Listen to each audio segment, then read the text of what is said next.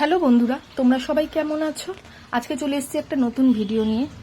আজকে আমার মায়ের ইচ্ছে হয়েছে মোগলাই খাওয়া, তাই আমাকে বলল যে যা আজকে মোগলাই কিনে নিয়ে আয়, আমরা দুজনে খাবো। যেই বলা সেই কাজ, আমি চটপট করে জামা কাপড় পরে রেডি হয়ে কিনতে বেরিয়ে পড়লাম মোগলাইয়ের দোকানে এসেও হাজির হলাম। দেখতেই পাচ্ছ, এটা রাজা রোডে মোগলাইয়ের দোকানটা।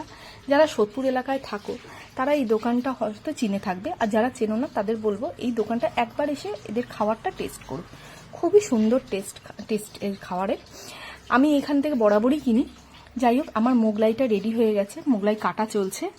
আমি ভাবলাম শুধু মোগলাই নেব, কি নেওয়া যায়, চানা, 1 প্লেট চানাও নিয়ে নিলাম, কারণ আমি এখানে চানাটা ভীষণ ভালো খাই। আর যখনই আমি এখানে আসি, আমি এখানে এই দোকানেই খাই, দাদা বৌদি তো রয়েইছে। যাই হোক, আমার মোগলাই প্যাকেট করে দেওয়া হচ্ছে।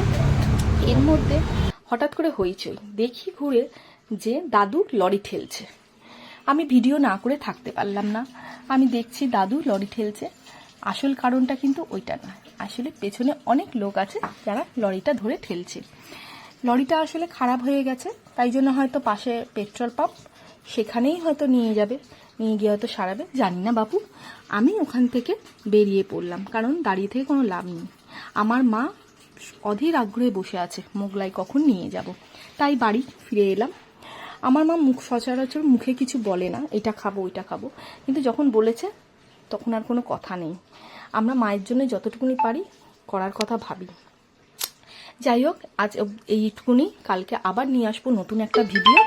তোমরা ভালো থেকো, আর আমার ভিডিওটা ভালো লাগলে লাইক, কমেন্ট এবং ফলো করে দিতে ভুলো না। আমাদের খাওয়ার এসে রেডি, এইবার হয়তো খেতে বসবো।